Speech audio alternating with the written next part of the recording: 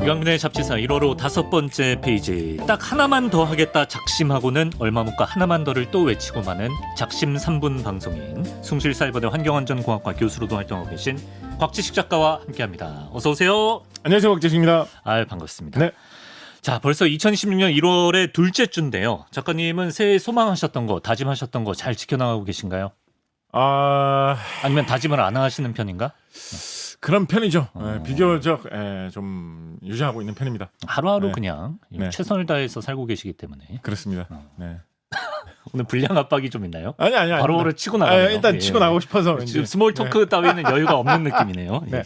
약간 이거 어떻게 읽으셨지? 잔소리하지 말고 빨리 들어가죠. 알겠습니다. 지식이 중요하죠. 지식 프로에서. 이거 어떻게 눈에 좀 내 마음이 잘 비치는 편인가? 네. 어떻게 이렇게. 자, 여러분 새해 맞으시면서 이런저런 계획 세우신 분들은 작심삼일이라는 단어에 공감하고 계실 때가 아닌가 싶습니다. 단단히 먹은 마음이 사흘, 3일을 가지 못한다는 작심삼일. 우리는 왜 계획만 늘 세우고 실천이 잘 안 되는 것인가? 오늘 곽 작가님과 작심삼일의 과학에 대해서 이게 될지 모르겠지만 한번 풀어보도록 하겠습니다. 자, 일단 작심삼일이란 말의 유래에 대해 알고 계십니까? 유래가 마땅히 없습니다. 그래요? 예, 우리가 지난번에 배산임수, 뭐 풍수지리 뭐 이런 거 하면서 부동산 이런 거 할 때 부동산의 과학 할 때. 배산임수 말씀을 드리면서 배산임수란 말은 뭐 중국 문헌에 어떤 근거가 아예 없는 것은 아니지만 배산임수란 이런 입에 착 달라붙는 표현으로 이렇게까지 많이 사용한 것은 우리나라에서부터 내려오는 전통이고 더군다나 현대에 들어와서는 중국 사람들은 오히려 배산임수 한국에서 쓰는 말 아닌가 이런 식으로 인식할 정도로 좀 누가 언제 개발했는지 좀 모르는 말인데 한국에서만 유행하는 말이다라고 맞아요. 말씀드렸죠. 네. 작심삼일 마찬가지입니다. 그래요? 네, 작심삼일도 여러분 인터넷에서 여러 가지 형태의 한자로 검색을 해보시면 다 한국 작심삼일이 나오지 중국이나 이런 데서 뭐 옛 고대의 중국의 문헌에서 고전에서 나오는 말로는 안 나옵니다. 그래요? 네, 그래서 우리나라의 조선시대에 언젠가 좀 유행했던 표현인 것 같고 조선시대 기록 중에는 작심삼일이라는 말을 쓰고 있는 기록이 있거든요. 네. 그게 내려와서 현대에 더더욱 좀 많이 퍼진 게 아닌가 생각을 해봅니다. 현대에 작심삼일이라는 말이 정말 많이 쓰이고 있잖아요. 대부분 다 알잖아요. 초등학생들도 뭐 상식적으로 이런 말이 있다라는 식으로 알지 않습니까? 그럼요. 예. 근데 그에 비하면 조선시대에는 작심삼일이라는 말이 그렇게까지 많이 쓰이진 않았어요. 그에 비하면 그래도 뭐 여러 건 쓰인 사례가 있습니다. 네. 좀 더 올라가는 작심삼일이라는 말이 쓰인 사례가 있는 걸 혹시 아시면 댓글로 좀 알려주시면 감사할 것 같은데요. 네네. 제가 찾아본 사례 중에서는 작심삼일이라는 말을 써가지고 기록으로 남겨서 지금 확인할 수 있게 되어 있는 글 중에 가장 오래된 것은 궁금하다. 조선시대의 어떤 선비, 양반 중에서 네. 가장 어떤 표준이라고 할 수 있을 만한 이 사람은 정말 양반 중에 양반이다. 그 양반은 진짜 양반이지. 율곡이 선생. 그 사람보다도 율곡이 선생이 약간 그런 양반 개념에 좀 뭐랄까요 시초라고나 할까요? 그리고 율곡이 선생은 벼슬이 그렇게까지 많이 높이 올라간 적이 없기 때문에 이 선생보다 더 올라간 분? 조선시대 기준으로는 좀 벼슬이 높아야 좀 양반이라는 게 있지 않습니까? 네. 그렇게 봤을 때 조선시대 이 사람 진짜 양반 중에 양반이다. 약간 뭐랄까요? 유럽에서 그 사람 진짜 기사 중에 기사다. 그렇지, 뭐 이런 게 그렇지. 있다라고 한다면 뭐 일본에서 그 사람 진짜 사무라이 중에 사무라이다 이런 게 있다라고 한다면 조선시대에 양반 중에 양반이다라고 할 만한 사람은 그렇게 말하니까 좀 이상하네. 사람이라면 역시 우암 송시열 선생 아니겠습니까? 송시열 선생. 송시열 선생이 보낸 편지 문구 중에 작심삼일이라는 내용이 있습니다. 그래요? 네, 그 편지 내용에서 작심삼일이라는 말을 사용한 용법도 우리가 현대에 쓰는 거하고 정확하게 똑같아요. 본인의 이야기인가요? 본인 이야기 아니고 딴 사람한테 얘기를 해주면 약간 충고를 해주면서 예. 아무래도 이제 양반 중에 양반이니까 자기를 약간 우러러 보는 좀 이렇게 선배로 대하는 그런 사람한테 보내는 편지였던 것 같은데요. 이 사람이 열심히 공부를 한다라고 좀 소문이 났어요.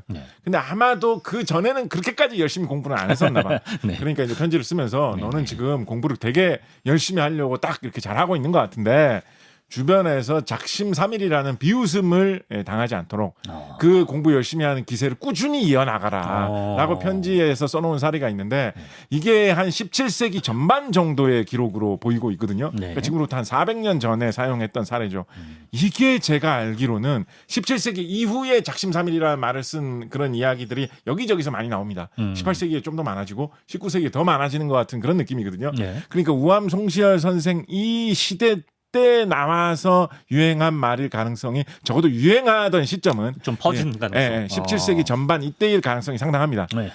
우암 송시열 선생이 직접 지어냈을 가능성은 별로 없는 것 같아요. 그랬다 그러면 그에 관련된 일화가 있다든지 아니면 누구한테 이런 편지에다가 이런 말을 하면서 좀 더 설명을 했겠죠. 그렇죠. 작심 3일이라는 그런 게 있지 않느냐라고 설명을 했는데 예로부터 사흘이 지나면 마음이 약해진다고 그런 하지 식으로 않느냐. 말을 했을 텐데 그냥 자연스럽게 그때 당시에 쓰는 말처럼 그렇게 작심 3일이라고 딱 써놓은 걸로 봐서는 그러네. 이미 지금부터 400년 전 그 시점에 좀 돌던 이야기 같아요. 그러네요. 17세기 전반에. 네. 그렇다고 생각을 해보면 이걸 좀 약간 무리수긴 합니다만 네. 저는 어떠한 가능성을 살짝 좀 생각을 해보냐면 네네. 우암 송시열 선생이 충청권에서 많이 활동하셨던 대전의 분이에요. 자랑이에요. 네, 대전, 네. 충남 이 지역에서 많이 활동하셨던 분이거든요. 네. 그래서 아마도 충청도 지역의 어딘가에서 좀 시작된 유행어가 아니었을까? 우암 송시열 선생이 어릴 때 그 말을 많이 들었는데 예, 이분이 이제 성공해가지고 서울에 가가지고 활동하시면서 좀 퍼뜨리면서 전국에 퍼졌다. 그렇게 하면 너무 넘겨짓기죠. 그렇지만 적어도 이 작심 3일이라는 말이 세상에 퍼져나가가지고 지금까지 우리에게 이어지는데 향토 유행어. 약간의 공을 분명히 우암 송시열 선생이 조금은 세웠을 거예요. 네. 우암 송시열 선생의 그 편지 받은 사람이 분명히 제가 거의 보기에는 성인으로 취급받던 분인데. 나중에 막 자랑하셨을 거예요. 네. 아, 송시열 선생한테 나 이렇게 편지 받은 적도 있다고. 그럼 사람들 막 읽어봤겠죠. 야, 작심 3일 이건 뭐야? 이렇게 표현 멋있다. 유행하는데 조금의 우암 송시열 선생이 공은 좀 세우셨을 거거든요. 네네. 그렇다고 한다면 좀 더 좀 상상의 영역이지만 충청권에서 유행하던 유행어를 네. 예를 들어서 우암 송시열 선생이 어릴 때 우암 송시열 선생이 뭐 공부는 어렸을 때부터 잘하셨을 거니까 그러셨겠죠. 동네에 이렇게 소문이 났다. 네. 아, 그 집에 어릴 때 시열이가 금년부터는 운동도 열심히 하겠다 그러지. 그러면 이제 동네 어른이 걔는 작심 3일이요. 그렇게 했을 수 있을 거 아니에요. 충청도 아빠. 충청도 아빠. 그때 나흘만 가도 내가 뭐 그런 식으로 그렇죠. 충청도에서 예. 좀 유행했는데 소왕시열 선생님 그걸 듣고 인상적으로 기억하고 있다가 그렇죠. 서울에서 이걸 좀 퍼뜨려가지고 유행이 됐을 그런 상상은 해볼 수 있는데 그거야 어디까지 상상의 영역이고 송시열 선생님 활동하던 시기 그때 무렵부터 좀 많이 퍼지게 된 것 같다라고 추측을 해볼 수 있을 것 같습니다. 네. 뭐 다른 나라에도 이런 비슷한 속담이나 어떤 그런 게 있을까요? 굉장히 비슷한 속담이 있는 나라로 속담 관용어가 있는 나라로 일본이 있습니다. 일본. 우리나라만큼 많이 쓰는 표현은 아닌 것 같은데요. 일본에 미카보즈라는 표현이 있어요. 아, 미카보즈. 이거 한자로 옮긴 건데요. 3일 방주라는 말입니다. 3일 방주. 방주가 뭐예요? 여기서 방주라는 거는 스님을 말합니다. 스님. 그래서 그 양반 이제 속세를 떠나가지고 그냥 도 닦고 살겠다. 속세의 모든 걸 잊고 나는 어떤 모든 욕망을 다 차단하고 산에 들어가겠다라고 했는데 3일 만에 나온다라는 거예요. 3일 동안만 스님을 한다가 포기를 한다라는 뜻으로 비슷하네. 3일 방주라는 말을 쓰거든요. 네. 작심 3일보다는 조금 더 뭐랄까요. 약간 더 간접적인 표현이죠. 어떻게 보면. 그리고 작심이라는 것보다는 3일이라는 말을 조금 더 강조한 경향이 있습니다. 그러네요. 그리고 그 마음을 먹은 거를 되게 거창한 결심을 했다라는 거. 속세를 떠난다는 출가를 하는 거니까. 건데. 그런 거를 조금 강조한 거라서 뉘앙스는 조금 다릅니다만 되게 하여튼 전 세계 어디에 와도 작심 3일과 비슷한 표현이 있는 나라가 사실 많지는 않은데 일본에는 상당히 비슷한 표현이 있어서 마침 3일이라는 이런 걸 강조하는 표현도 있어가지고 요거를 좀 짚어보지만 하지 않겠느냐라는 그런 말이 일본에는 있다 말씀드릴 수 있겠습니다. 네. 중국에는 아까 말씀드렸다시피 전통적으로 내려오는 작심 3일이라는 말은 없어요. 요즘 좀 쓰이는 말 중에 이게 중국에서 뿌리가 어느 정도 깊은 말인지는 모르겠습니다. 어쩌면 뭐 최근에 쓰이는 말 수도 있는데요. 요즘에 중국 인터넷 같은 걸 보다 보면 어떤 말이 있냐면 산펀종얼두라고 해가지고 3분종 열도라는 한자로 쓰거든요. 이게 뭐냐면 3분 동안만 가는 열기라는 뜻입니다. 그러니까 우리나라에서 요즘 좀 과장해가지고 작심 3초 뭐 이런 말 좀 쓸 때 있잖아요. 그렇죠. 근데 작심 3초가 아니라 이제 중국어에서는 작심 3분인 거죠. 금방 식는다 이거죠. 금방 식는 거죠. 그러니까 결심하고는 약간은 조금 느낌은 조금 다른 말이고요. 결심을 세우고 계획을 세우고 열심히 자기가 성의를 다하겠다는 어떤 마음다짐을 하고 이런 거 하고는 조금 다르지만 조금 더 포괄적으로 뭔가에 되게 열의가 끌어올라가지고 뭔가 되게 중요하다고 생각을 하고 혹은 뭐 누구를 되게 좋아한다거나 혹은 뭐 누구를 되게 비난한다거나 그런 걸 하는데 한 3분만 지나면 시들해진다. 금사식. 라고 해가지고 쓰는 말인데 이렇게 뭐 우리나라식으로 번역을 하자면 그렇군요. 작심 3분에 해당하는 말이 중국에서는 꽤 쓰이고 있다. 뭐 그런 이야기를 해볼 수가 있을 것 같습니다. 너튜브 시청이 안 되는 나라로 알고 있는데 되게 많이 보세요 거기서. 그래서 혹시 잘 알고 계시다면 첨언을 해주셔도 좋겠습니다. 프랑스에서 쓰는 말로. 프랑스에서 쓰는 말로. 거기까지 조사를. 푸드 빠이라는 말이 있습니다. 이거는 그 퓨가 불이라는 뜻이고요. 빠이가 지푸라기 같은 그런 거를 말하는 불쏘시개 지푸라기 이런 걸 뜻하는 말일 거예요. 그래서 지푸라기 불이다 이런 뜻이거든요. 아. 불쏘시개에 잠깐 타올랐다 꺼지는 불이다 이런 뜻인데 이것도 마찬가지로 열정이 되게 조금만 간다라는 뜻이라서 네. 이 중국의 작심 3분하고 조금 더 어감이 비슷한 말이고 우리나라의 작심 3일하고는 조금은 좀 우리나라가 느낌은 좀 오히려 좀 다릅니다만. 인내심이 있는 편이네요. 그렇죠. 예. 예, 우리나라는 3일, 3일이나 가네. 중국은 3분. 예. 예, 지푸라기 불은 뭐 3분이나 가겠습니까? 성냥급이죠, 뭐 한 성냥. 30초 정도밖에 예, 안 갈 것 그렇죠, 같은데 그렇죠. 예, 예. 프랑스 사람들이 훨씬 더 짧게 결심과 열기가 좀 짧게 가고 한국 사람은 그래도 한 3일쯤은 간다라고 이야기를 해볼 수가 있겠습니다. 예. 근데 이제 3일이란 기간이 뭔가 많이 써서 그런지 착 붙는 느낌은 있거든요. 근데 이게 5일도 아니고 7일도 아니고 작심 3일. 이게 3일 만에 결심이 좀 흐트러지는 이런 게 네. 과학적으로 좀 접근해 볼 수 있을까요? 아, 이게 네. 뭐 일각에서는 이런 이야기를 하기도 합니다. 우리가 뭔가 이렇게 긴장을 하고 뭐 위험한 순간이 닥치고 뭐 이러면 교감신경이 자극되면서 뭐 여러 가지 반응이 일어난다. 이런 이야기 예전에 긴장의 과학하면서 말씀드리지 그렇죠. 않았습니까? 예. 그런 현상과 혹은 그 비슷한 현상과 이런 게 일어나는 와중에 아드레날린 같은 물질이 이제 분비가 되면서 네. 사람이 좀 흥분을 하고 힘을 내게 되고 갑자기 뭐 신체가 여러 가지로 좀 더 잘 작동하게 되고 이런 현상이 있어서 위기의 순간, 긴장한 순간을 잘 돌파하게 된다. 뭐 이런 것도 좀 말씀을 드렸는데요. 교감 선생님 얘기하시면서. 네네네. 네, 그렇죠. 예. 이거는 그렇게 과학적으로 많이 입증은 안 된 이야기인데 네. 돌아다니는 이야기로 그런 이야기가 있습니다. 우리가 새해에 뭐 어려운 일을 하겠다라고 결심을 하면 어려우니까 잘 안 될 거 아니에요.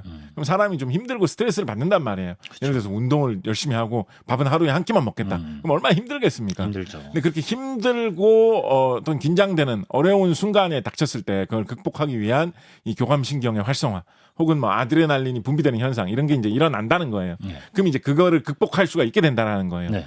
그런데 아드레날린이 이렇게 돌아다니면서 활성화되는 거에 어떤 한계 시간이 대충 한 70시간에서 80시간 사이기 때문에 이게 일수로 따지면 3일 정도다. 그래요? 그래서 작심 3일이다라는 설이 돌아다닙니다.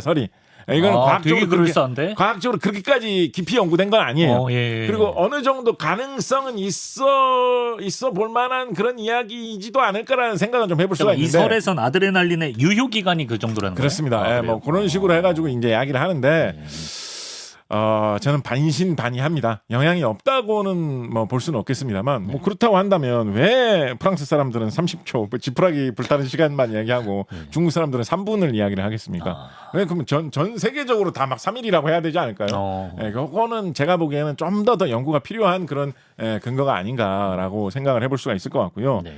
제가 보기에는 그냥 3이라는 이 말 자체가 어감 자체가 좀 이렇게 쉽게 머릿속에 기억하고 떠올릴 수 있는 거라서 3일, 4일도 아니고 작심 4일도 아니고 작심 5일도 아니고 작심 2일도 아니고 작심 3일이라고 하지 않았을까 라고 생각을 해봅니다. 요게 3이 붙는다라는 게 나름대로는 과학적인 근거도 없잖아 있습니다. 그게 오히려 과학적인가요? 예, 그러니까 3이라는 숫자가 사람 입에 잘 붙는다라는 거에 대해서 1980년에 스타키라는 분이 팀을 만들어가지고 연구했던 결과로 어떤 게 있었냐면 16주에서 30주 사이에 아기들을 데려다가 아주 어린 아기죠. 그 아기들을 데려다가 숫자를 어디까지 인식을 할 수가 있는지 테스트를 했다라는 거예요. 그래서 아기들이 뭔가 변화가 생기면 반응을 보일 만한 이런 걸 보여주면서 예를 들면 뭐 아기들이 좋아하는 인형 이 실험에서는 뭐 점의 개수로 테스트를 했다라고 하는데 아기들이 관심을 보일 만한 뭐 인형을 1개를 보여주다가 2개를 보여준다거나 2개를 보여주다가 1개를 보여준다거나 2개를 보여주다가 3개를 보여준다거나 이렇게 변화를 하게 되면 변화의 순간에 아기들이 뭔가 이렇게 반응을 보인다라는 거예요. 1, 2, 3까지 3개까지 아기들이 본능적으로 인식을 잘한대요. 그런데 3개에서 4개가 되거나 4개에서 3개가 되는 건 인식을 잘 못한다라는 거예요. 예. 그래서 숫자를 사람이 1, 2, 3까지 인식하는 건 되게 본능적인 거고 4부터는 인식을 잘 못하는 거다. 본능적으로는. 그때부터는 사람이 고민을 하고 배워가면서 4 이상의 숫자는 익혀가는 게 아닐까라는 연구 결과를 발표했었던 적이 있었거든요. 그로부터 한 몇 년 지나가지고 캐럴 윈이라는 분이 다시 팀을 꾸려가지고 연구를 수행을 했었는데 비슷한 방식으로 비슷한 정도의 아기들을 데려다가 이번에는 1 더하기 2, 2 더하기 1, 뭐 1 빼기 3 빼기 1 이런 거를 애들이 본능적으로 좀 이해할 수 있는지를 비슷한 방식으로 애들이 좋아할 만한 물건을 갖다 놓고 다양하게 실험을 해봤다라는 거. 그러니까 이분이 실험한 결과로도 사람이 이런 아기들도 어디에서도 무언가를 배워보지 못한 아기들도 1에서 3까지는 본능적으로 좀 인식을 한 것 같다. 연산이 된다. 네. 그러니까 대체로 사람이 뭔가 하나가 외롭게 있다라는 거하고 하나가 있고 두 개가 있어서 짝을 지어서 있다. 그리고 거기에 하나가 더 있네.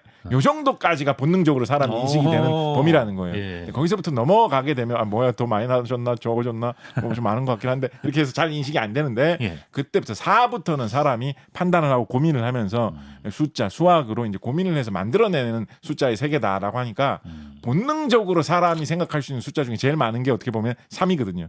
그래서 사람들이 3을 중시하는 거 아니냐. 제일 많이 갈 수 있는 본능의 숫자, 본능 속에서 가장 큰 숫자 3 아니냐.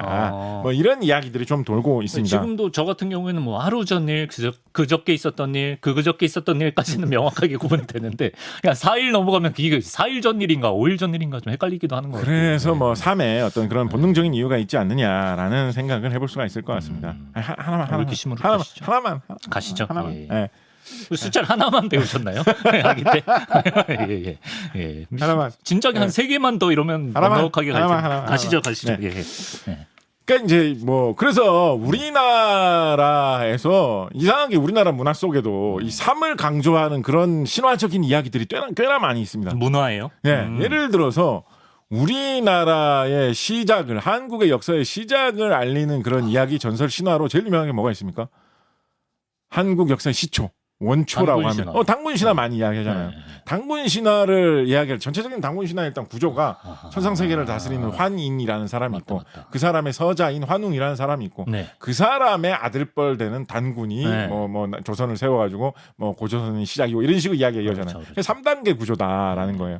그리고 환웅이 이렇게 세상을 보면서 이건 뭐 어디까지나 지명입니다만 어디가 좀 좋아 보이느냐라고 했다고 되냐면 삼위 태백이라는 곳을 보고 좋아했다라고 돼 있거든요. 네. 괜히 3이라는 말이 나와요. 네. 그러면서 하늘에서 내려올 때 자기들이 이끌고 내려온 무리의 숫자가 뭐 3,000명이라든가 그래서 또 3을 강조해요. 예. 그리고 그렇게 하늘에서 내려온 증표로 어떤 사람이 나타나가지고 내가 하늘에서 내려왔다 이러면 사람들이 뭐야 제정신이야 막 이럴 거 그렇죠. 아니에요. 예, 예. 그러니까 증표로 가져온 게 천부인이라는 걸 증표로 가져왔다고 되어 있거든요. 예. 하늘에서 내려온 것임을 뭐 상징하는 나타내는 믿음직하게 하는 어떤 도장 같은 증표라는 뜻이죠. 그거를 3개를 가져왔다라고 되어 있어요. 예.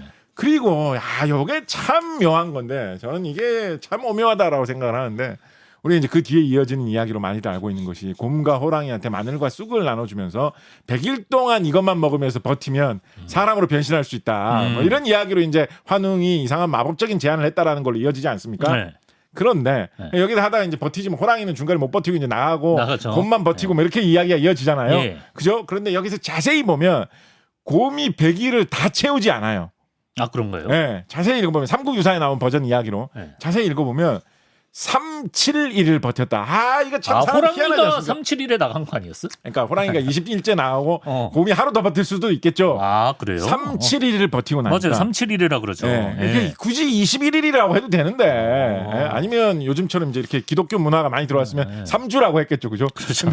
이때 이 삼국유사를 쓴 이런 이분이 이제 소인수분해를 해가지고 이분이 이제 불교 믿으시는 분이었기 때문에 예. 고려 시대는 뭐 우리나라 기독교 안 들어왔겠습니다만 그러니까 그런데 그걸 굳이 20일이라고 안 하고 분해를 해가지고 3-7일이라고 이야기를 하고 있거든요. 아 곰이 3-7일 버텼어요? 네. 그러니까 이것도 굳이 여기서도 3이라는 숫자를 사용을 하는 거예요. 그러네요. 3이라는 숫자를 괜히 이렇게 좋아하면서 좀 남용하는 경향이 뭔가 상징적인 숫자로 뭐 이렇게 많이 쓰는 경향이 있어서 하필이면 작심 4일도 아니고 작심 뭐 이틀 반도 아니고 작심 3일이라고 하게 되지 않았느냐.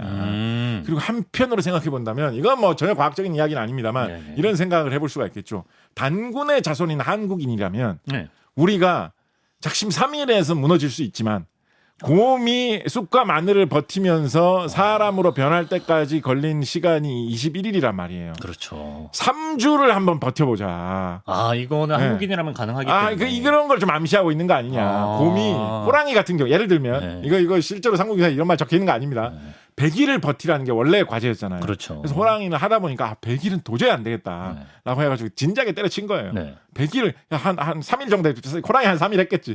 3일 쑥 마늘 먹고 싶다. 고기 먹고 싶다. 100일 어떻게 버텨? 말도 안 돼 이러면서 때려치고 간 거예요. 근데 이제 곰은 버텨보자. 그래서 3주를 버틴 거예요. 3주, 1주 그 월화수목금토일, 월화수목금토일이라는 말 그때 없었겠지만 그렇죠. 2주째 월화수목금토일, 3주째 월화수목금토일 하고 났더니 이런 어떤 몸을 결실이 생겼다. 몸을 송두리째 바꿔놓는 이런 변화가 나타났다라는 거예요. 그때부터는 뭐 쑥과 마늘만 먹거라라고 해도 야 한국 사람이면 나도 이제 한국인이 한 명이 됐는데 곰이 그렇죠. 마늘 한국인이라 못 먹을 거 있어? 쑥 뭐 떡으로 부쳐 먹으면 되지. 뭐 이런 식으로 이제 전환이 딱 일어났다라는 거예요. 사람이 어떤 버릇을 길들이고 결심을 이렇게 체화하기까지 걸리는 시간이 3일은 너무 짧고 3일 돌파하고 3주를 버티면 되는 거 아니겠느냐. 전혀 과학적인 거 아닙니다.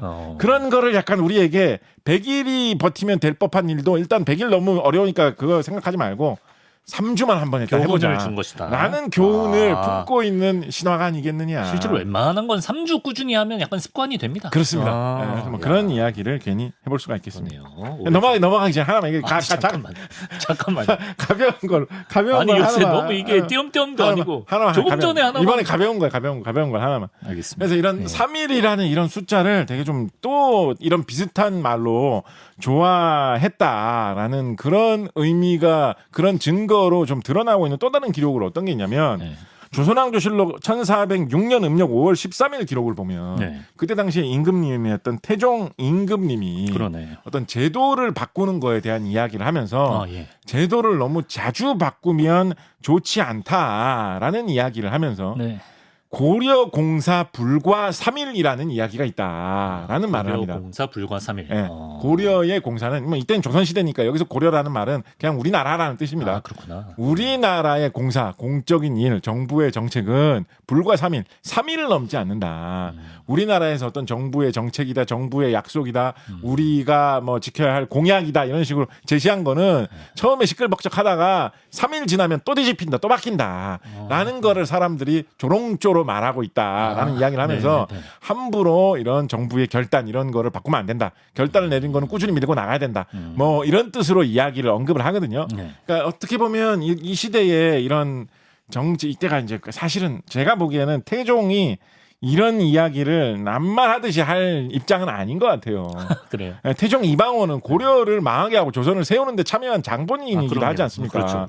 그 수많은 그 사대부들이 선비들이 임금님께 충성을 해야 된다고 뭐 100세 1000세 동안 나라 종묘 사직을 지켜야 된다고 그게 선비된 자로는 목숨을 바쳐서라도 지켜야 될 도리라고 이렇게 막 이야기를 하다가 하루아침에 나라를 뒤엎고 고려의 임금님 쫓아내고 우리 아버지 이성계가 왕이다 이렇게 한 거 아니에요. 그렇죠. 이거 뭐 고려 공사 3일이고 조선 공사 뭐 2일이에요.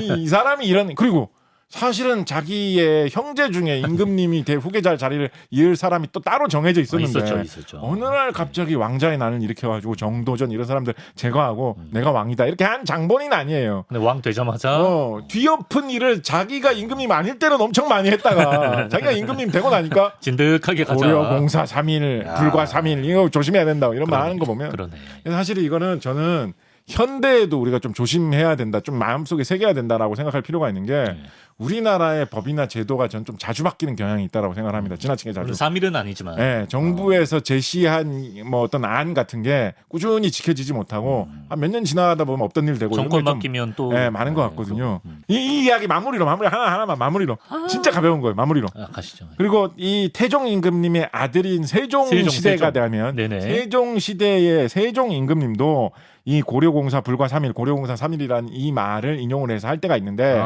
이 세종 임금님은 뭘 이야기하면서 이 말을 하냐면 우리나라에 이런 조선공사 3일, 고려공사 3일이라는 속담이 있는데 나란 일을 하는 벼슬 아치는 그 말이 사람들에게 흠이 되지 않도록 자기가 처음에 나라를 잘 다스리겠다.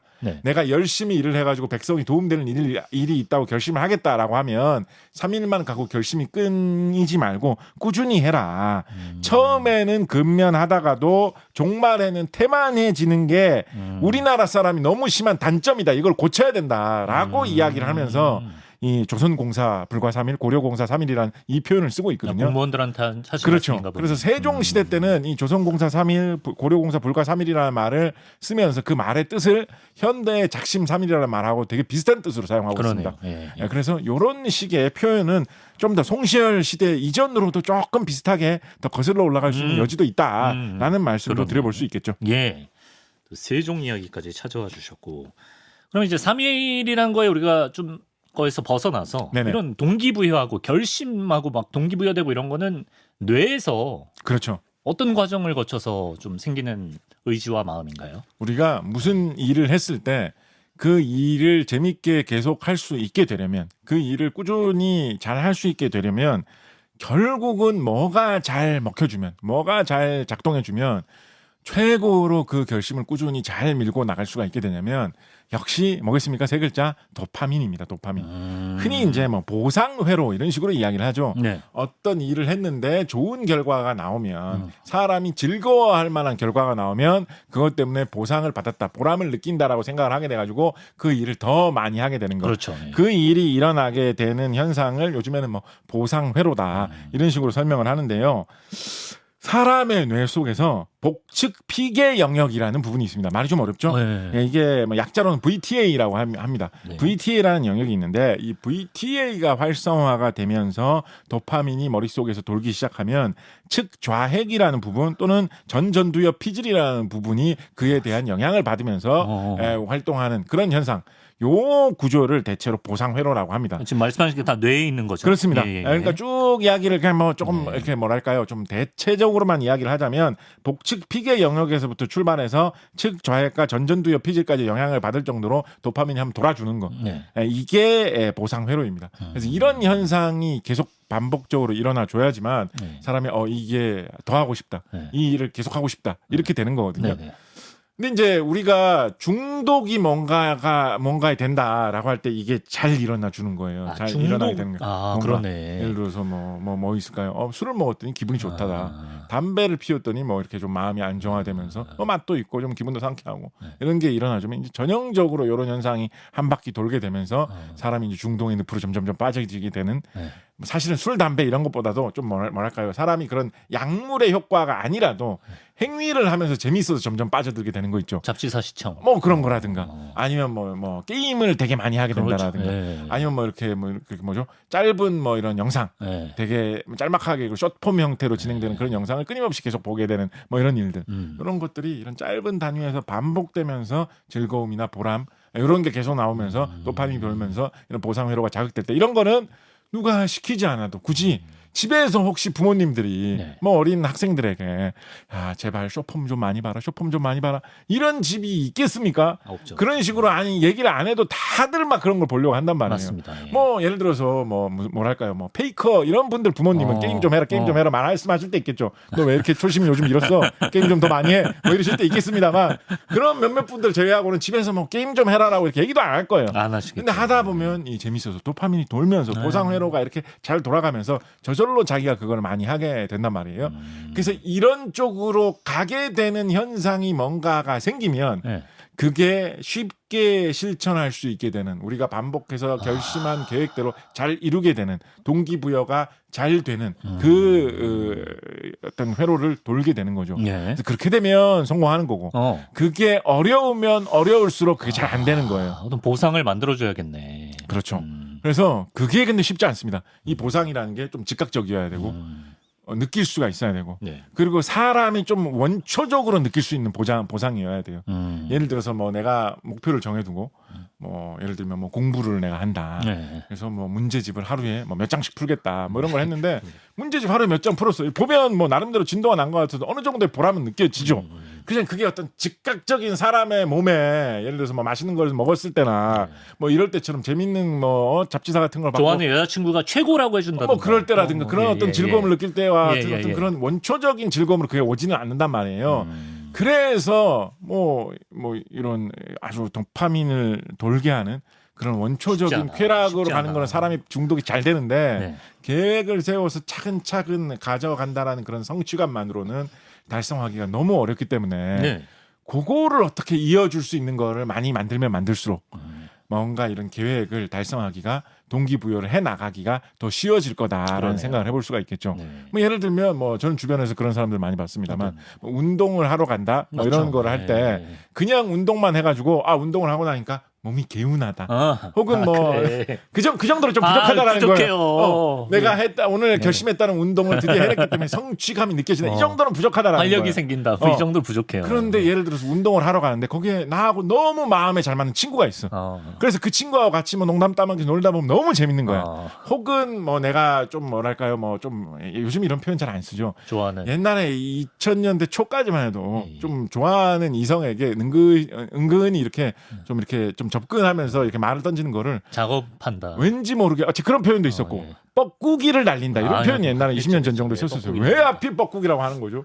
뻐꾸기가 뭐 그런 뭐 이성에게 잘 접근하는 셈입니까? 전 되게 수수께끼 중에 하나예요. 그러네. 왜 그걸 생각해보니까. 뻐꾸 뭐 종달새 날리는 것도 아니고 무슨 뭐 그쵸. 비둘기 날리는 것도 아니고 왜 뻐꾸기죠? 하여튼 제 되게 옛날부터 내려오는 궁금증 중에 하나인데 네.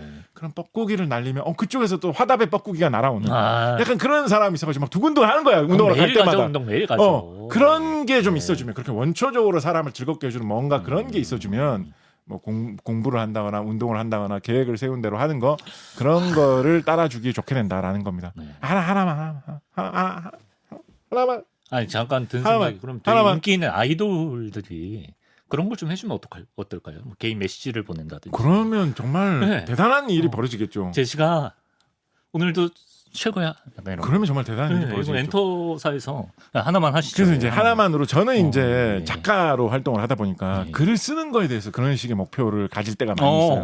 오늘은 뭐 무슨 글을 뭐 하루에 얼마씩은 글을 쓰자. 뭐에 대한 글을 얼마만큼만 쓰자. 뭐 이런 거를 목표로 갖고 갈 때가 지난 한 20년간 되게 많이 있었거든요. 네네. 근데 돌아보면 그것도 비슷해요.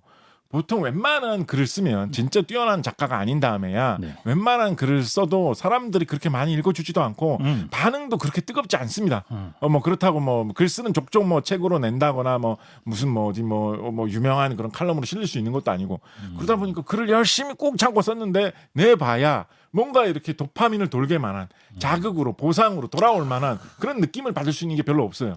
그래서 글 쓰는 일을 하기가 지치기가 쉽거든요. 결심을 예. 초반에 많이 했다라고 하더라도 예. 하기 어렵거든요. 네. 그런데 이게 참 근데 어떻게 그렇게 많이 참 쓰세요? 계속? 저는 뭐 어떻게 하다가 그런 길을 잘 찾아낸 건데 네. 근데 저도 돌아보면서도 그렇고 네. 객관적으로 한 발 떨어져서 봐서도 그런데 네. 정말 현대의 인터넷 산업을 하는 사람들의 그런 작전이 진짜 비상한 게 작전이요? 우리가 SNS 같은 데 올리는 글 있잖아요. 예. 그런 거는 글을 좀 올리면 네. 조금만 지나도 반응이 막 오죠. 반응이 오죠. 댓글이 달리죠. 하트도 눌리고. 예, 그런 게 오죠. 어. 그러니까 그거를 보면서 사람들이 관심을 가지고 반응이 오고 뭐 재밌다고 말하는 사람, 욕하는 사람 이런들이 있고 하면 이게 사람이 이 보상회라고 하면 도는 그럴 거예요. 수 있죠. 그러다 보니까 이 제대로 된 글을 이렇게 딱 자기가 각 잡고 써가지고 쓰는 글은 올리기가 되게 힘든 사람도 네. SNS에서 올리는 글은 어마어마한 양을 올리게 되는 사람들이 꽤나 많이 있습니다. 세상에. 그러니까 이 사람들이 이걸 잘 설계한 거예요. 사실은 댓글을 달아준다라는 것도 생각을 해보면 조금 품이 드는 일이잖아요. 정성이죠. 그래서 남에게 댓글을 달아준다라는 게 사실은 조금은 귀찮은 일이거든요. 그렇죠. 그러니까 이 SNS 운영하는 사람들이 뭘 개발했어요? 뭐 하트 버튼 누르는 거, 아니면 뭐 무슨 뭐 이렇게 뭐죠? 뭐라고 하죠 그거를 좋아요. 이렇게 공유를 한번 해주는 거, 딴 사람들한테 한번 이렇게 돌리는 거, 네네. 뭐 이런 거를 해주는 거, 그런 기능을 개발했죠. 그렇죠. 그래서 버튼 한 번만 딱 누르면 하트 표시가 딱 빨갛게 되면서 숫자가 늘어나는 거. 그러면 댓글 하나가 안 달려도 이 글을 올린 사람이 피드백이 오니까. 하트가 지금 20개 있네, 30개 있네. 이걸 보면서 뭔가 보상회로가 도는 거예요. 그렇죠. 그럼 계속해서 그걸 붙잡고 글을 또 올리게 되고 또 확인하게 되고 이렇게 이 보상회로의 늪으로 빠져들게 되는 거거든요. 그래서 이런 구조가 생기면 네. 글을 많이 쓰게 된다. 이걸 많이 하게 된다라는 거예요. 그래서 그 비슷한 뭔가를 도입을 하는 게 뭔가 이런 계획을 실천하게 만드는데 동기부여를 하는데 최고가 될 것인데 이게 찾기가 쉽지만은 않다라고 이야기해 볼 수 있을 것이고 예. 한편으로는 뭐 선생님이라든가 어떤 훈련을 지도해 주는 사람이라든가 트레이너라든가 이런 사람들은 네. 이런 거를 어떻게 더 줄 수 있는 거 이런 거를 개발하면 개발할수록 더 학생들을 더 보람차게 그걸 잘 많이, 짜줘야겠다. 끌고 오게 될 수가 있겠죠. 네. 말 나온 김에 제가 새해 결심 중 하나로 평생 안 하던 SNS를 시작했거든요. 그렇군요. 어제 팔로우 했는데 마팔을 안 해주시더라고요. 하겠습니다. 보상이 없어가지고. 네, 좀 쉽게 바로 할 수 지금 있게 되지 사과드리고 않을까. 있어요. 예. 마팔 좀 해주십시오. 이런 기회를 위해서 은근히 또 이 광고도 하시고. 네, 광고 아니에요. 이렇게 네. 그렇군요. 활발히 하는 건 아니고. 네, 예. 마판하도록 하겠습니다. 다음 질문으로 하면 될까요? 네네. 예, 시간이 또 얼추 차가. 벌써요. 예, 예, 그러면 네. 그러면 뭐 하죠? 뭐 해보면 좋을까요? 저요? 네, 그럼 뭐 아무거나 하나 던져주시죠. 네. 뭐 누군가는 왜 사람 특성의 차이도 궁금해요. 누군가는 왜 결심을 하면 그걸 진득하게 잘 지키는 사람이 있는가 하면 누군 뭐 3일은커녕 하루도 안 돼서 다 사그러지고 이런 특성은 좀 과학적으로 어떻게 볼 수 그 있어요? 이제 뭐 자제력의 차이 뭐 이런 거로도 설명을 해볼 수 있을 것 같습니다. 자제력이란 무엇인가요? 네, 자제력의 차이. 예. 뭐 사람이 자기가 결심한 거 그리고 본능 그걸 잘 지키려고 하는 어떤 그런 자신의 약속을 지키려는 그런 마음이 강하냐 약하냐. 반대로 자신의 본능을 억누르려는 힘이 얼마나 강하나 약하냐. 이런 거에 대한 차이로도 좀 설명을 해볼 수가 있겠죠. 네. 그런데 또 한편으로 설명해 볼 수 있는 걸로 어떤 걸 생각을 해볼 수가 있냐면 우리가 대부분의 그런 새로운 계획 결심이라는 거는 그거를 하기 위해서 뭔가 다른 거를 포기해야 되는 경우가 많아요. 맞습니다. 예, 그러니까 내가 태어나자마자 어떤 결심을 한다라고 하면 뭐 그렇게 하기가 힘들겠지만 응애 이러면서 아기로 태어나가지고 몇 시까지 자고 몇 시에 일어나야지 이렇게 결심하기는 불가능하겠지만 불가능하죠. 그랬더라면 오히려 좀 잘 될 수 있는 일이라고 하더라도 내가 지금까지 20년 30년 동안 생활하면서 몸속에 새겨져 있는 그동안의 버릇이 있는데 맞습니다. 그거를 없애고 딴 거를 해야 된다라는 거거든요. 그러면 그 버릇이 얼마나 강하게 새겨져 있느냐 약하게 새겨져 있느냐 그거에 따라서 내가 그 버릇을 없애고 새로운 버릇을 들이기가 쉬운 종목이 있고 어려운 종목이 생기겠죠. 그리고 그 버릇이 주는 즐거움의 크기도 중요하고 그렇죠. 그래서 그거의 차이에 따라서 어떤 계획을 세우냐에 따라서 실천이 잘 되고 안 되고의 차이가 분명히 나타날 수가 있을 것 같습니다. 대표적으로 좀 쉽게 설명해 볼 수 있는 것 중에 어떤 게 있냐면 뭐 그런 거 뭐 이런 거는 뭐 어린이들도 이런 걸 많이 하던데 일찍 자고 일찍 일어나는 습관을 기르겠다 뭐 이런 거 혹은 뭐 요즘에 너무 밤샘 많이 하고 밤에 할 일도 없이 그냥 텔레비전 보면서 뭐 영상 같은 거 보면서 몇 시간씩 있다가 괜히 새벽 1시 2시 돼가지고 잠들고 그래서 아침에는 늦게 일어나고 하루 종일 뭐 졸려하다가 갑자기 저녁 되면 반짝하고 이런 삶 너무 피폐한 것 같다. 다음부터는 일찍 자고 새벽에 일찍 일어나가지고 아침 운동도 하고 보람차게 살아야지 뭐 이런 결심을 하는 분들 많잖아요. 그렇죠. 근데 이런 게 전환이 잘 안 될 수밖에 없는 그런 이유 중에 뭐 사람의 체질적으로 본능적으로 차이가 나는 것도 분명히 있습니다. 근데 체질이 좀 비슷하더라도 어떤 거 생각해 볼 수 있냐면 이거 제일 쉬운 설명 중에 하나라서 하나만 좀 설명을 드리면 사람이 잠이 들려고 할 때 말하자면 일종의 호르몬처럼 활성화돼 가지고 많이 좀 이렇게 반응을 일으켜주는 효과를 내야 되는 그런 물질로 많이들 들어보셨을 거예요. 멜라토닌이라는 게 있거든요. 멜라토닌이라는 그렇죠. 게 있거든요. 수면. 근데 이 멜라토닌이 몸속에 많이 돌게 도와주는 그런 기관으로 몸의 부위로 송과선이라는 부위가 있어요. 그게 어디 있는 거예요? 송과선이라는 부위가 요쪽으로 파고 들어가 보면 있습니다. 이마 있는 쪽에 눈썹 있는 쪽에 이쪽으로 파고 들어가면 이제 송과선이라고 하면 되게 좀 그럴듯해 보이는데 이게 솔방울을 한자어로 송과라고 쓴 거고요. 그래서 솔방울샘이라고 합니다. 그리고 장기의 모양을 꺼내놓으면 조그마한 솔방울처럼 들어가면 있대요. 조그마한 솔방울 모양으로 생겨서 솔방울샘 송과선이라고 하는 것입니다. 이게 진짜 이상한 이야기인데 이게 도마뱀 같은 그런 동물 중에 보다 보면 이 송과샘에 해당하는 이 부분이 되게 발달돼 있고 심지어 약간 이렇게 튀어나와 있는 이런 도마뱀들도 있습니다. 우리 갈로아 작가가 무슨 여기 세 번째 그거예요. 천진반처럼 눈이 있는 도마뱀이 있다고. 그거예요. 태초의 도마뱀. 그거예요. 바로 그거예요. 그게 송과샘이 발달하다 보면 그거 비슷한 걸로 이렇게 연결되는 수가 있거든요. 그래서 조금 넘겨 짚어보자면 어떤 얘기를 해볼 수가 있냐면 처음에 이렇게 동물이 생겨나가지고 진화가 되고 이렇게 할 때 빛을 느낄 수 있는 기관 같은 것들이 막 생겼을 거 아니에요. 처음에는 이 눈 쪽에 여러 개가 생겼었나 봐. 그런데 한 이제 사람 정도로 이렇게 발달하면서 두 개만 있으면 충분하네 되고 중간에 있는 세 번째 거는 좀 퇴화를 한 거죠. 퇴화됐겠죠. 그렇지만 그래도 어렴풋하게 빛과 관련된 무슨 작용은 조금 하게 된 거예요. 아직도. 그래가지고 사람 같은 경우 사람뿐만 아니라 뭐 돼지라든가 다른 여러 포유류 동물들이 그 아까 말씀드렸던 대로 도마뱀 같은 경우는 그게 눈에 보일 정도로 좀 발달돼서 튀어나온 경우도 있고 사람이나 뭐 돼지나 뭐 원숭이나 수많은 그런 동물들 같은 경우에는 그게 보이지는 않을 정도로 뭐 이 속에 들어가 있는데 빛과 상호작용을 어느 정도 하는 겁니다. 그래서 사람 같은 경우에는 아침에 햇빛을 많이 쬐어주면 그거에 의해서 송과샘이 충분히 빛을 많이 받으면서 이렇게 어느 정도 활동을 했다가 밤이 돼가지고 빛이 없어지죠. 그럼 그거를 신호로 해가지고 작동을 시작하면서 멜라토닌이라는 이 물질들이 몸에 돌도록 영향을 미치는 거예요. 그럼 멜라토닌이 뇌에 돌면서 이제 잠이 오게 되고 신기하다. 졸음이 오면서 푹 자게 되는 거죠. 멜라토닌이 도는 이런 반응이 일어나고 이런 거 하는 것도 이 돌고 뭐 하는데 시간이 걸리겠죠. 네. 시간이 걸리다가 시간이 다 소진돼서 끝나면 네. 그때쯤 되면서 햇빛도 들고 하면서 그런 거에 또 송과생도 햇빛을 받아서 다르게 작용하고 하면서 네. 그때쯤 돼가지고 다시는 그 효과가 없어지면서 아침에 일어나게 되는 거죠. 그런데 밤에 안 자고 낮에 늦잠 자고 하는 생활을 아주 오랫동안 하다 보면 이 빛을 받아서 송과선의 활동으로 멜라토닌이 많이 생겼다가 그걸로 자고 다시 멜라토닌이 좀 비활성화되면서 다시 뭐 송과선이 빛을 받게 되고 이 돌아가는 이 리듬이 네. 달라져 버리는 거예요. 네. 야, 이게 그렇게 설명되네. 달라져 버리는 거예요. 네. 그래서 올빼미 생활을 계속 하다 보면 예. 이 빛을 받아도 이 송과생이 제대로 활동을 못 하고 네. 멜라토닌이 나왔다 깨지는 그 시간과 시점도 달라지고 이렇게 하다 보니까 금방 일찍 자고 일찍 일어나는 사람 같은 형태로 다시 안 돌아오게 되는 거예요. 예. 그래서 그런 상태에서 갑자기 나는 일찍 자고 일찍 일어나는 버릇을 들이겠다라고 하면 그게 다 회복되는 데까지의 그 돌파를 해야지만 그 버릇이 마음속에 새겨질 거거든요. 그럼 훨씬 어렵겠죠. 그죠? 네, 그런 식의 자기가 지금까지 세워온 버릇 때문에 육체가 달라진 거.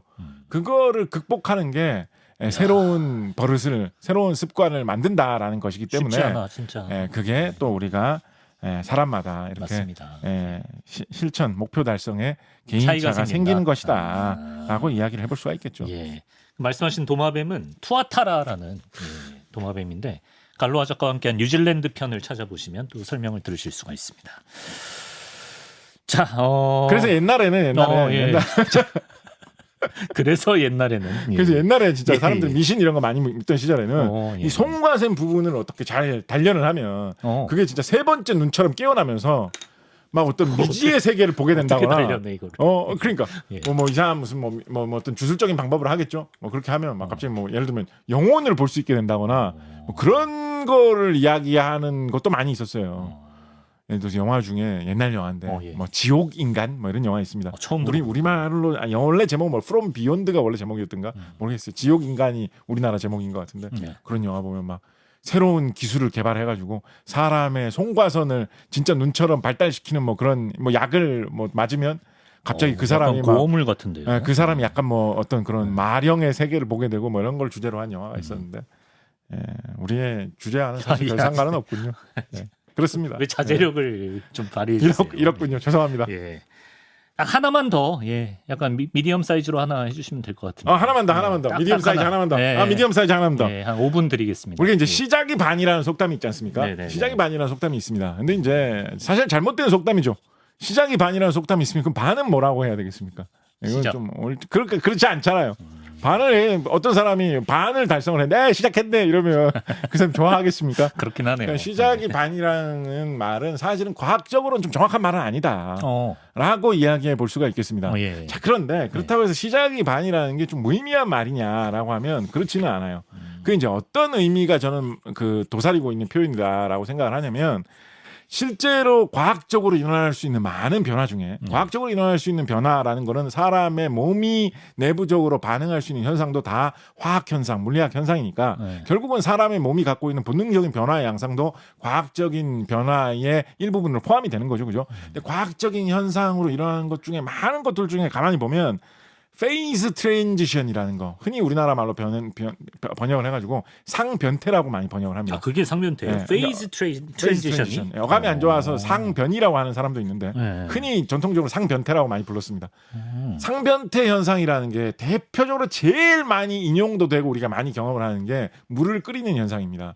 일반적인 기압에서 물을 끓일 때 99도가 될 때까지는 물이 안 끓는데 1도만 더 온도를 올려주면 그때부터는 물이 팔팔팔팔 끓기 시작한다. 그래서 뭔가 변화가 일어나는 게 우리가 흔히 모든 다른 영역에서 쉽게 생각하는 것처럼 어떤 노력을 하는 만큼 그거 보이는 대로 그대로 결과가 계속 보이는 게 아니라 비례적으로 올라가는 게 아니라 계속 하다 보면 어느 순간에서 급격한 전환이 일어나면서 일만 시간의 법칙처럼 그런 거 비슷하게 변화가 일어나는 이런 일들을 여러 현상에서 많이 일어나는데 그런 것들을 대표적으로 그렇게 액체가 기체로 변하는 거, 뭐 기체가 액체로 변하는 거, 고체가 액체로 고체로 변하는 거 이런 거일 때는 페이즈 트랜지션이다, 상변태다라고 많이 이야기를 합니다. 네. 이런 현상들이 뭐 이런 물 끓이는 거 말고도 여러 분야에 많이 있어요. 임계점을 넘어야 뭐가 변화가 생기는 임계점도 되게 좋은 말씀인데요. 그래요? 임계점 크리티컬 포인트라고 하죠. 네. 임계점이라고 번역을 하는데 임계점 같은 것이 나타나는 현상들도 되게 많이 있습니다. 임계점 크리티컬 포인트라는 말을 제일 좀 극적으로 영화 같은 데서 많이 쓰는 걸로는 어떤 게 있냐면 핵 반응을 시킬 때 네. 예를 들면 원자폭탄 같은 걸 만들 때 네. 뭐 플루토늄 이런 거 보면 원자폭탄 만들 수 있다라고 하죠. 플루토늄 같은 경우에는 그냥 대충 플루토늄 모았다고 생각할 때 이것도 굳이 좀 바꿀 수 있는 방법도 많이 있는데 11kg을 모아야지만 임계점 크리티컬 포인트에 도달한다라고 이야기합니다. 임계 질량에 도달한다라고 이야기를 합니다. 예. 그러니까 플루토늄을 10.9kg 모을 때까지만 해도 그냥 쇳덩어리로밖에 안 보인다라는 거예요. 그런데 10kg이 도달하는 순간 핵폭탄이 돼버리는 거거든요. 그러네요. 예. 그래서 이런 식의 임계점에 도달할 때 어떤 극적인 변화가 일어나는 거, 예. 어떤 온도나 변화의 페이즈 트랜지션, 상변태의 지점에 도달할 때 급격한 변화가 일어나는 현상이 화학 반응, 물리적인 변화 이런 거에 되게 많이 있습니다. 예. 그래서 우리가 무슨 일을 할 때 사람의 몸에게 무슨 일을 해줄 때도 이런 식으로 한참 동안 뭘 많이 하다가도 아무런 변화가 안 일어나는 것 같은데 어느 시점을 넘어서면서 그때부터 변화가 급격하게 빨라지는 그런 현상들이 많이 일어나거든요. 그렇다 보니까 우리가 그런 게 워낙에 주변에 많이 있다 보니까 우리가 어떤 생각을 많이 하게 되기가 쉽냐면 이거 뭐 열심히 해봐야 티도 안 나더라. 많이 노력해봐야 아무 소용없더라. 이런 식으로 일상적으로 느끼게 되는 일들이 많이 있어요. 그렇겠네요. 야 공부해봐야 나는 뭐 공부로 안 될 머리야. 야 뭐 책 한 권 읽는다고 인생이 달라지냐? 네. 잡지사 뭐 그거 뭐 2-30분 듣는다고 뭐 그게 크게 양식이 돼? 이렇게 생각할 수가 있는데 네네네. 그게 쌓이고 쌓여서 게이지가 차고 있는 거야. 네, 쌓이고 쌓여서 이 상변태의 순간이 오면 갑자기 눈이 딱 뜨이면서 내 인생을 더 좋게 사는 방법. 잡지사를 듣다가 세 번째 하나만을 듣는 순간 갑자기 떠올랐다. 이렇게 될 수 있다라는 이야기를 우리가 이런 상변태 현상을 보면서 생각을 해볼 수가 있거든요. 네. 그렇다고 생각을 해본다면 시작의 반이랑은 오히려 안 맞는 거 아닐까? 그렇죠. 오히려 반대의 그렇죠, 느낌이에요. 그렇죠. 반이 네. 시작인 느낌이에요. 우리가 그렇죠. 어떤 일을 할 때 조금 해본다고 해가지고 그 성과가 바로바로 보이는 게 잘 없습니다. 네. 반 정도 하면 그때부터 시작인 거예요. 그래서 아. 반이 시작이다라는 건데 네. 반이 시작이다라고 하면 시작하려는 사람들한테 너무 용기와 희망을 꺾어버리잖아요. 글쎄. 예, 그러니까 이걸 좀 뒤집어서 얘기를 한 7월쯤 거예요. 가야 된다는 희망을 거라고요. 주기 위해서 시작이 네. 반이다라는 그런 느낌으로다가 네. 시작했다는 게 어디냐. 아. 그래서 쭉 가가지고 반 정도까지 하면 그때부터 이제 급격하게 변한다라는 의미를 품고 있는 이야기가 시작이 반이다. 실질적으로 좀 더 과학적으로 이야기를 하면 반이 시작이다라고 시작이다가 말하는 게 조금 더 말이 과학적으로 되네요. 들어맞는 현상들이 많이 있다라고 봐야 되지 않을까 생각을 합니다. 네. 근데 또 그 반을 채우려면 시작이 중요하니까. 그렇죠. 예, 시작 파이팅 하시기 바랍니다, 여러분. 자, 작심삼일의 과학편. 예, 곽지식 작가와 함께했습니다. 새해 복 많이 받으시고요. 고맙습니다. 감사합니다.